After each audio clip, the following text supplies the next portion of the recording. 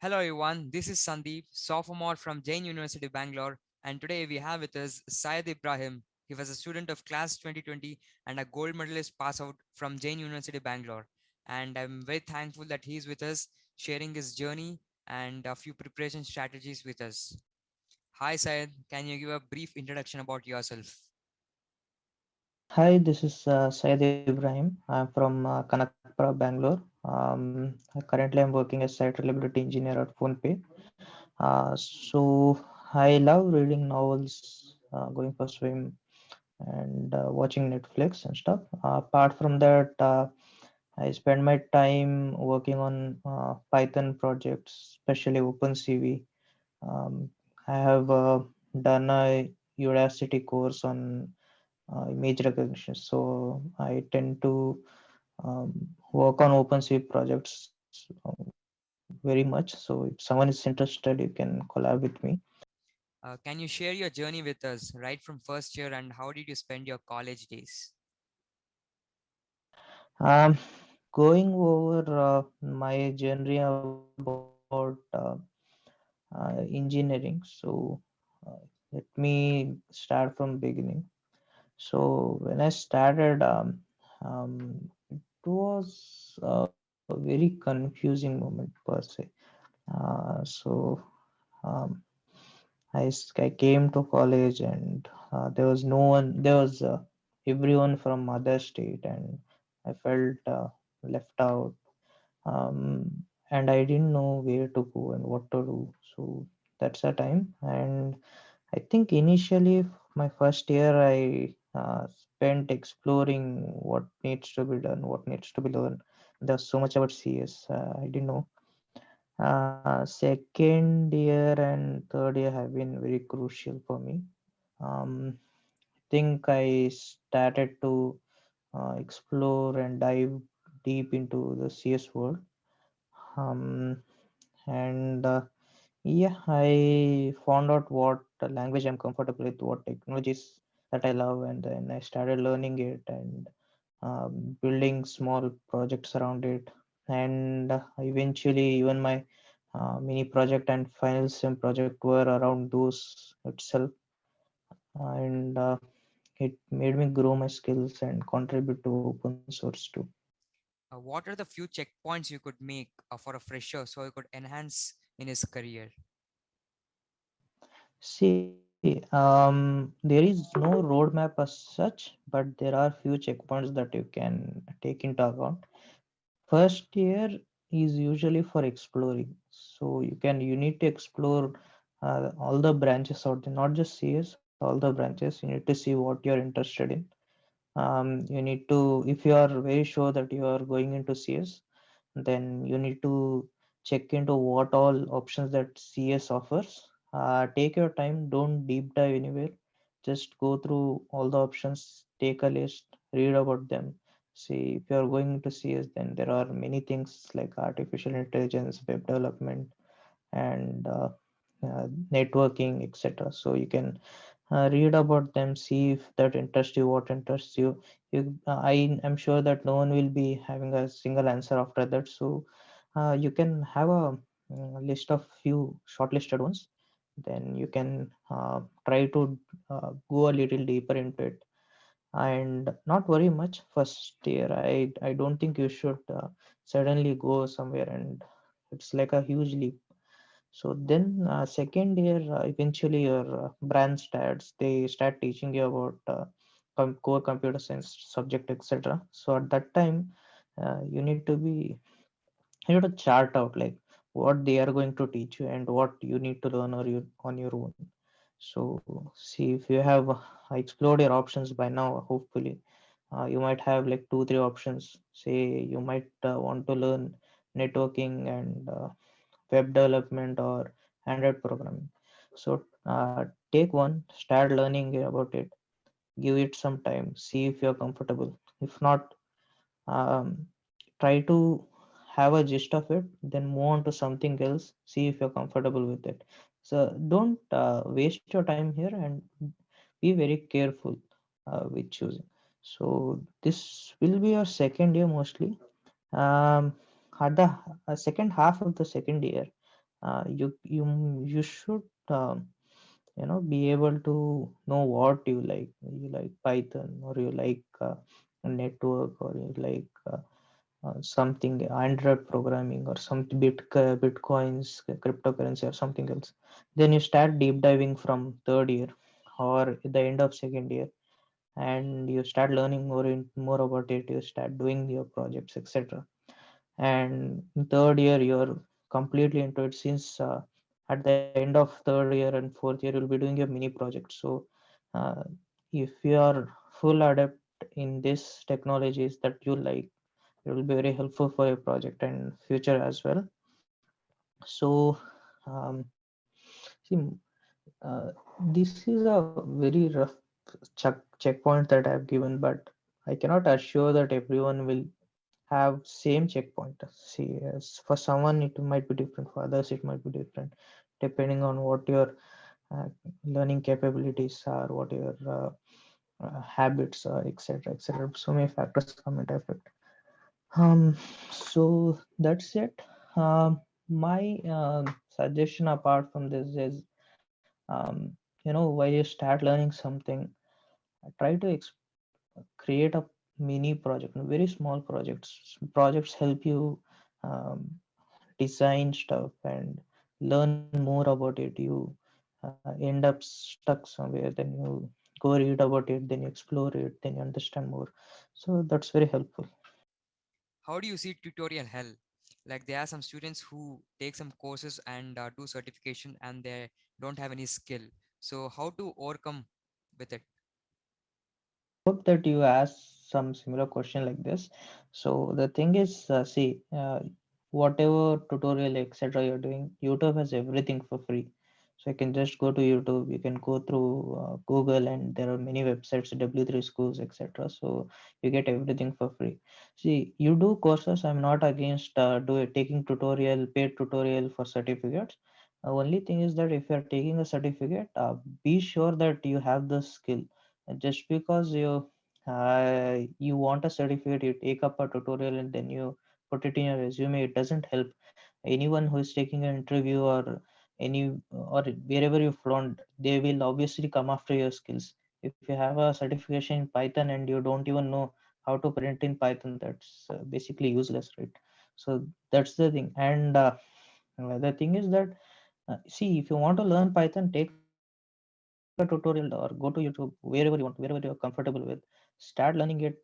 Do a project on your own. Don't do the project that they give you into the. See, if they have a compulsion that you need to do a project for tutorial, do it. Submit it to them. Then start doing a project on your own. That will help you learn, right? So that's what going to help. Is just because for a certificate, for a internet, for a project, something you do, you go pay your money, then you flaunt it. That's never going to help. That's basically waste. Can you also share your internship experience with PhonePe? Yeah, internship experience was really good, like really good.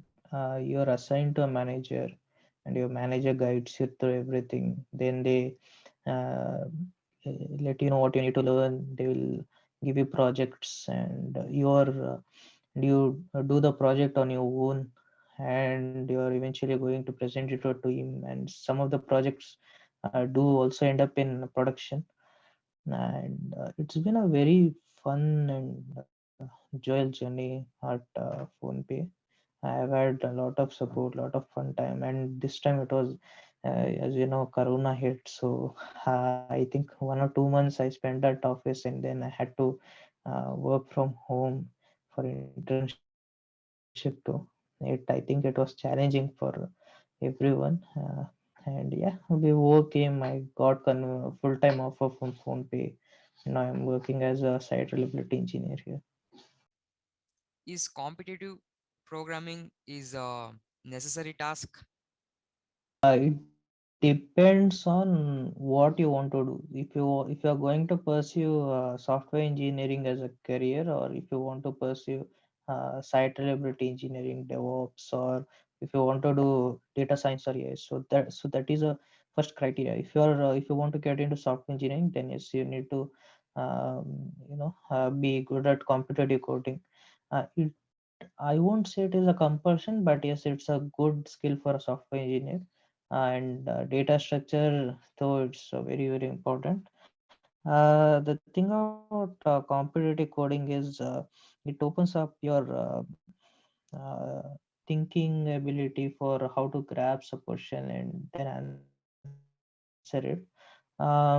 Just to give you a hint, right? When I took up Python course and I started learning Python, eventually I forgot Python because at our college they mainly use C and Java. So then I landed up at HackerRank. Then I started solving questions. That way I and the knowledge I got from solving questions, I think I learned more than what I learned in these courses. So, and you solve a question, then you sit, you analyze, see, I gave a solution. Was there another solution to this question? Or can I reduce the time complexity? Can I reduce the space complexity? So all this stuff comes up. Then start solving questions very fast. Your skills improve. All this. So it's helpful, but it's your choice. If you are interested in um, networking, then I don't think competitive programming is needed. If you're interested in data science or artificial intelligence, I think then also competitive programming won't be much of a compulsion. How can a student being a fresher can start up with an open source contribution?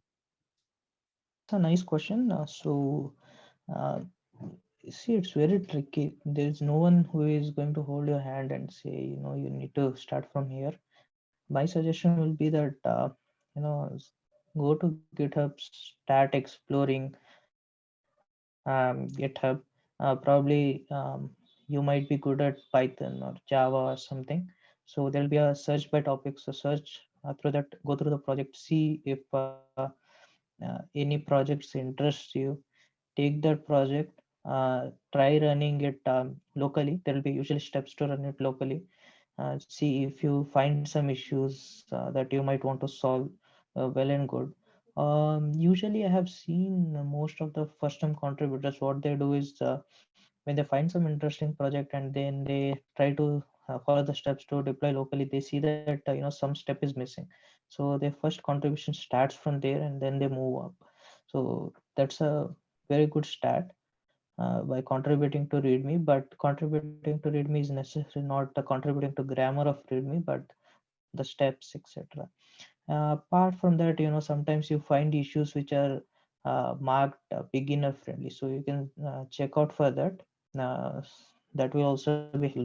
Now my suggestion also to um, the first year and second year students is, there is a event called as Open Source India, which happens around mid October. So try attending that. You'll get to know a lot about open source. You will meet people, and it will be a eye opener. Can you please share your experience on your publications? I don't remember the count. I can't say I read 50, 60, or 100 like that. Yeah, I'd see it. Research happens like this. So those papers are related to my project, and one of the paper is not actually. There was a guide whose help I took, and they told us we can go to IEEE site and we can search paper which are related to the topic that we are writing the paper on. Then you get the paper, you try to get as many um, papers that are related to the topic. Then you go through them, you read it, you see that what this author has done and what is the improvement in the second paper that other author has picked up. So it's a whole process. Literature survey is itself a very uh, different process. You need to gather as many resources as possible, as new as possible. Then you have to take your time, read it, understand. Then we usually prepare a table saying that, okay, This paper was published in 2007. This author has highlighted this issues and he has solved for this. And these are the something. This is something that he hasn't considered. So then you take next paper and you say, okay, this was published in after 2 years or 3 years, and these are the issues that this guy has covered. So it's very when you come to a fourth year for your final project, yes, your guide will make you do all this, and you will eventually learn. How important is the GPA for everyone? See, I won't tell that GPA isn't important. I know many would have told you that. Sorry, many would have told you that GPA isn't important at all. That's not the case. You need a minimum GPA. Either if you're doing MTech or MS, or even if you're going for a job, you need a GPA. Don't fixate on getting 10, 10 on 10 or 9 point or something like that. Have 8.5 or more. That's a very pretty spot. 7.5 to 8.5 is also good. If you're above average, go for 8.5. If you're not, 7.5 to 8.5, try to maintain in that. Don't go below that, because when they initially filter your resumes for campus interviews, they look for the cutoff. So because they need to filter out students eventually, right? And even when you're going outside and for MS, etc., right? They check your CGPA. So it's important. It's not that important, but yes, eventually you need to maintain at least the cutoff CGPA or percentage to get in.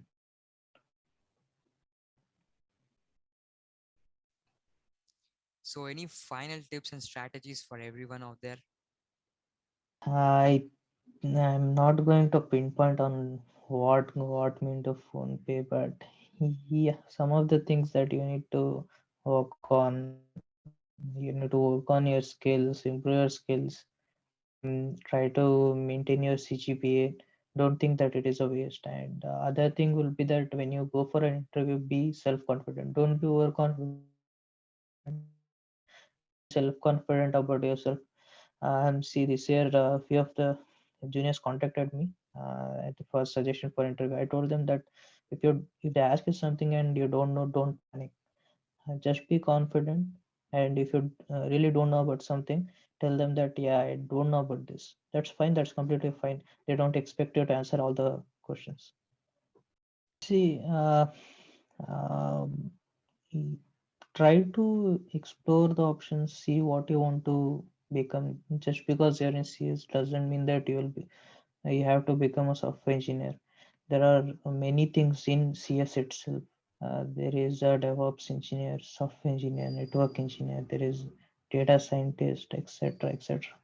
So try to find that. Yes, obviously, do courses or watch tutorials on YouTube. Don't do it for certificate sake. Do it to learn.